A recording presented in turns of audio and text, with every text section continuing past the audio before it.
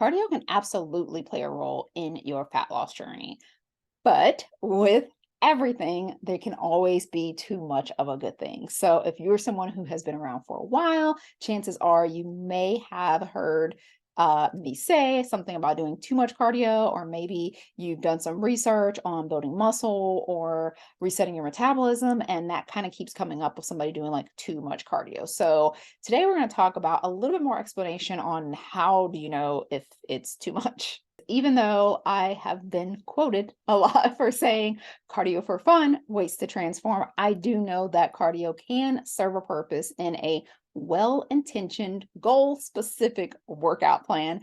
And I know that some people just love doing cardio. So we're going to talk a little bit about that. So, when it comes to cardio, it seems like some people either love it or hate it. So, either you're the person who loves cardio and you do a ton of it because you love it, or maybe you're the person who hates cardio and you do a ton of it because you think you have to. So most people tend to fall on one or the other side of that equation. So we want to look at a little bit more of not only why you're doing the cardio in the first place, but whether you need to or if you can continue it if you're somebody who enjoys that. So I actually work with a lot of trainers and group instructors, and this is one of the things that does tend to come up. They're like, look, cardio is like my life. It's how I make a living. So I can't stop doing it. Although I do want to, nurture my metabolism. I do want to build muscle. I do want to like keep that muscle. I've been teaching 6 classes a day for the last 30 years. Like what do I do? So the most important thing to understand is that when it comes to endurance, the whole point is that your body is creating adapted ability to encounter the same circumstances over and over, but be able to get through them a little bit quicker each time. So this is something that like your brain is so good at. It's the reason why we're able to like create habits and stuff like that, because your brain's always trying to figure out shortcuts. So it's always like, okay, if we're going to do this more than once, more than twice, let me figure out how to do this, quicker, faster without having to actually like apply effort towards the thinking of it. So that's the same thing that your body does when it comes to cardio, is that once you start executing on a specific method of cardio multiple times, your body gets the hint and it's like, hey, we're going to be doing this a lot. So let's become more efficient at it, and it adapts. This adaptation is amazing if that's the goal. When your goal is to actually go a little bit, further on your running route, to last a little bit longer in Zumba class, to not be, winded when you're going up the stairs, or, in your cardio kickbox class or whatever. Like when that's the goal, if you're an endurance athlete, that adaptation is exactly what you're looking for. You want to become more efficient. You want to get better, faster, go farther on less energy. However, when fat loss is the goal, you actually want to be unadapted.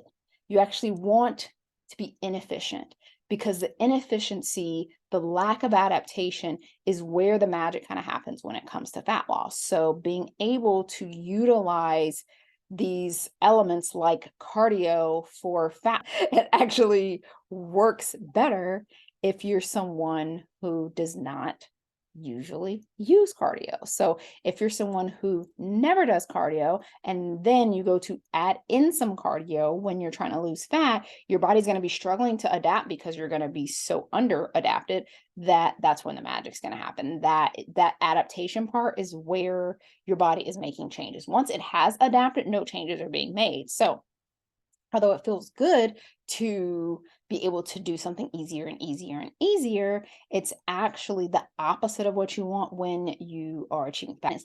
That signal is actually the sign that you have to change something. So once something gets easy in fat loss, once you get better at something, that usually means you have to now switch it up. So in the case of cardio, that means that you'd have to go longer. So like if 10 minutes you were huffing and puffing and you had to quit, and now you can go 20 minutes, that means that if you wanted to now utilize this for fat loss, like you would have to keep increasing that number. If your goal is to go as fast as you can and as far as you can in 20 minutes, and you're able to do it, goal achieved. So it's really about understanding that whatever you do more of is what you become more efficient at. If you do more cardio, more endurance-based work, your endurance improves. If you do more strength work, then your strength is going to improve. So it's about understanding what your goal is so that you can direct your effort accordingly. It's not just about applying a random effort and trying to get a specific goal. So if you are a runner or a group instructor or a recreational exerciser that loves cardio, there's nothing wrong with keeping it in your routine. It's just about understanding what your goal is, how the cardio pertains to your goal, and how to apply it accordingly. So again, if your goal was to last a full Zumba class, and at first you could only last 10 minutes, then every extra 5 minutes that you can last, like, you're getting closer and closer to your goal until one day you can last a full 60 minutes or however long a Zumba class is for. Or if your goal is to shave, a minute or a certain amount of seconds off of your marathon time or your 5K or something like that, then you want to keep practicing that specific thing until you get better at it. So that's where you usually notice endurance improvements. You'll notice that, like, hey, at one point I used to feel tired or winded at this point in time. Now I can get all the way until here before I feel tired or winded or whatever. Or at, one point I felt winded, whatever, walking up the stairs or chasing my kids around, and then now I don't. So, like, those are the places where you'll kind of notice that improvement in your endurance. And again, if that is your goal, that is great. That's excellent.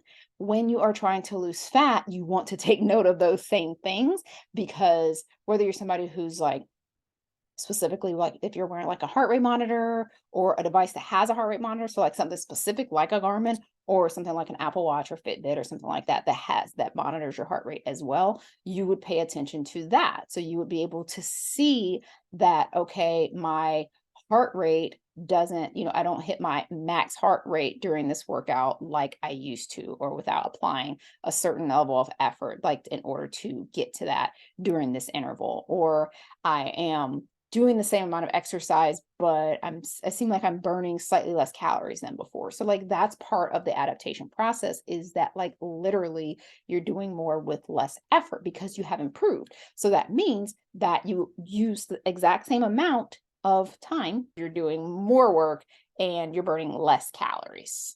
So that's the way that your body is adapting to it. It's like, how can I do this more efficiently? So I don't want to use up all of my calorie store. So you start doing it using less energy, which now there's less, the energy is just left over. And there's nothing wrong with that when your goal is endurance. But when your goal is fat loss and you're trying to, like, create a caloric deficit, or you're trying to burn calories, you don't necessarily want them being left over. Like, if you get faster at something and you're able to do this with less effort and burning less calories, now you're not burning those calories, so they're still left. So you have to do something else to burn them, or you have to eat less of them in order to see your fat loss results. So that's the way that it can kind of get in the way when it comes to fat loss. When it comes to your metabolism reset or your muscle building, same thing.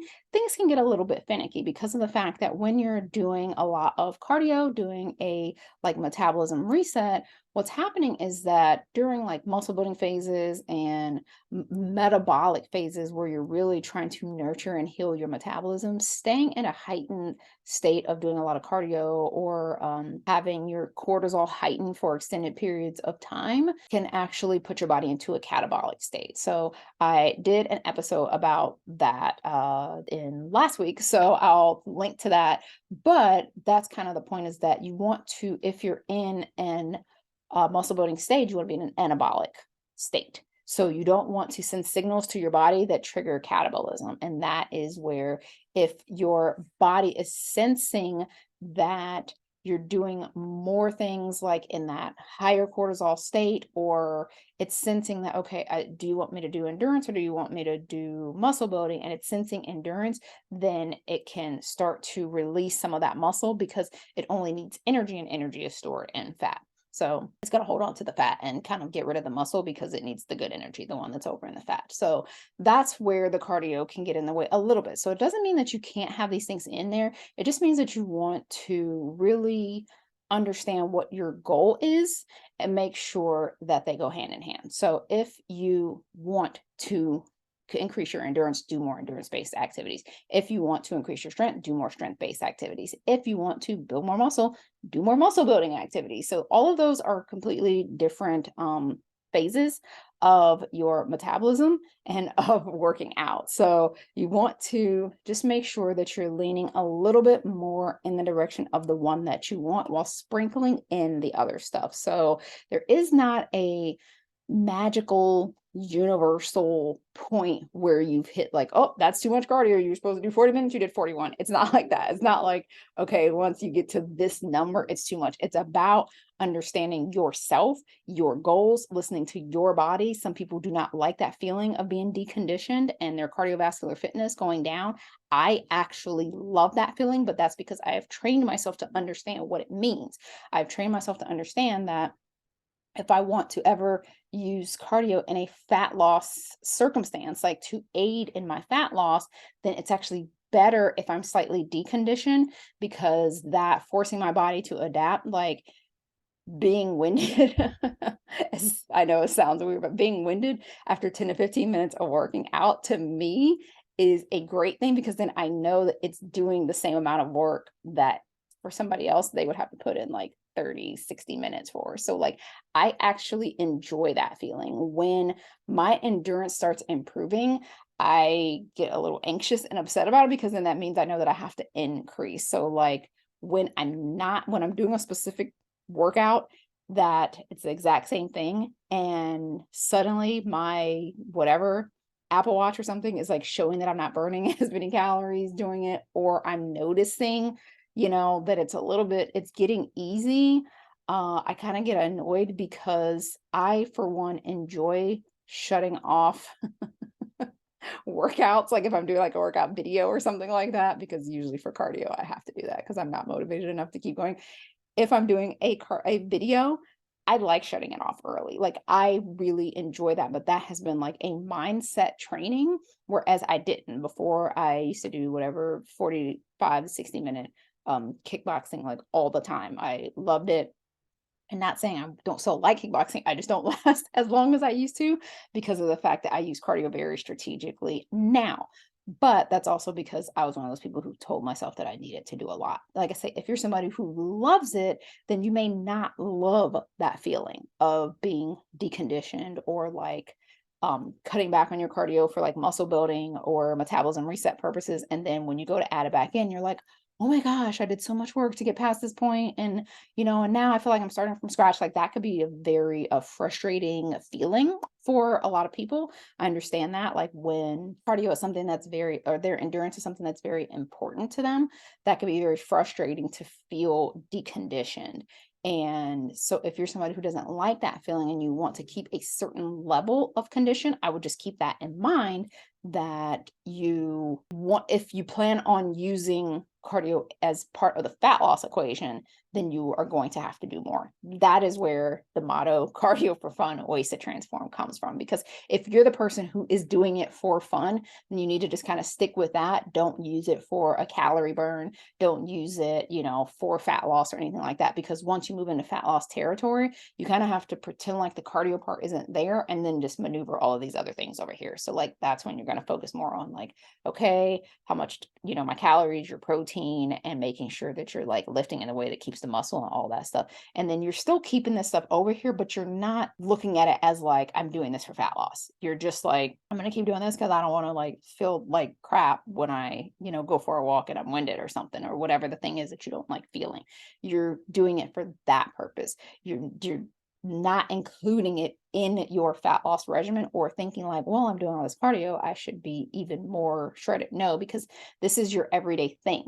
Because your body has adapted to it, it's completely different from the people that you see cutting back during building phases and then adding it back in during cutting phases or fat loss phases. Like when you see people doing that, that is the strategy behind it, is allowing yourself to decondition as much as possible, so that every little bit that you add back, that adaptation is actually causing a reaction. If you stay adapted the entire time, This thing, it has nothing to do with anything. This is just your baseline cardio fitness level. Everything that you're doing is in addition to that. So you just want to pick which side of that you want to be on based on you, how you like to feel, and what your actual intentions for cardio are. So if, like I say, if you're somebody who loves it and you're keeping it in, those are the intentions. That's the goal. It's not for fat loss. If you're somebody who's like, I don't really like it, but like I'll do it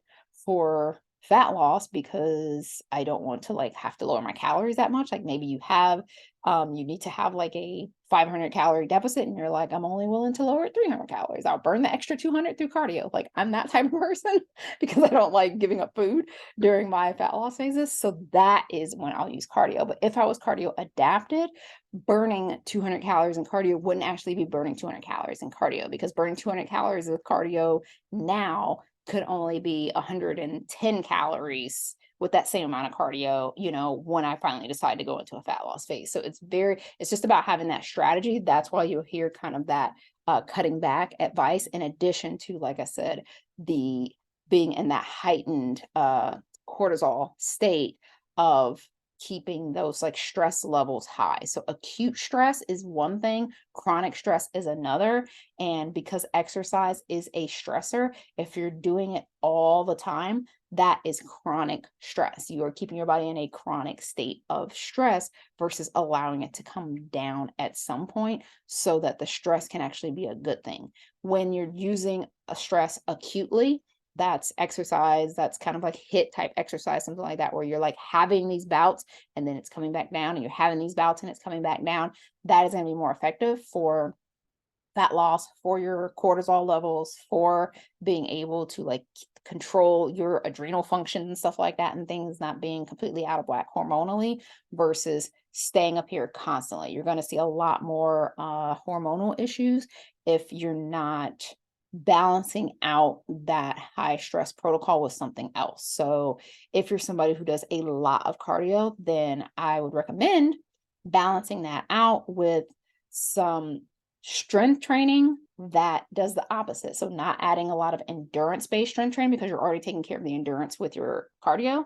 So instead, you want to add in more strength training that has like longer rest periods. So maybe like 60-second rest periods or something like that. So maybe anywhere from 8 to 12 reps or less. So maybe like 10 reps or less if you're trying to kind of manage those cortisol levels and give your adrenals a break, and adding in other types of workouts that nurture your adrenals, like a lower intensity yoga, not power yoga, and Pilates, lower intensity again, not power Pilates, and leisure walking, again, not power walking. So you just want to balance the scales, because if this is already very like endurance and high stress, then the stuff over here needs to balance that. So you're just not like adding stress on top of stress. A lot of people that really, really love their cardio also really, really love their like circuits and high reps and power yoga and all the things. So like everything is intense, which is not good for your nervous system. So somewhere you have to add in something that balances that out. And then also the same thing, if you're somebody who's trying to build or maintain muscle, doing all of these super intense things that are putting your body into a catabolic state and never switching on that anabolic switch, then you're also going to find that you're not seeing the physique results that you want. So you want to weigh those out, and that's how you find that magic universal number of how much cardio is too much for you. So I know that that was a very fuzzy answer, and that is on purpose, because if anyone can give you a flat out answer to how much cardio is too much, then they're not really tailoring it to you. So the point is for you to learn how to tailor these things to yourself and learn how to listen to your body and make sure that you are counterbalancing your actual goals with these things that you love and need to have in your life versus the things that you think you need to have in your life, because sometimes that is the reason why we are holding on to that so much. And like I said, I was one of those people. I fought tooth and nail to keep in cardio, when I actually like sat back and did that, I'm like, I don't love it that much. Like I just love sweating and feeling like I'm doing something. And I felt like I was accomplishing so much. And it wasn't until when I like dialed it back and only added it in strategically that I saw way better results than when I was just doing just cardio all the time, all day, every day. So thank you guys for joining. If you have any questions about that, make sure you post them in the comments below, and I'll make sure to link to everything, applicable videos and products that will help you if you are somebody who is trying to figure all this stuff out, because I've talked about this a couple different ways in different videos as well. So thank you guys for joining me today, and I will see you in the next one.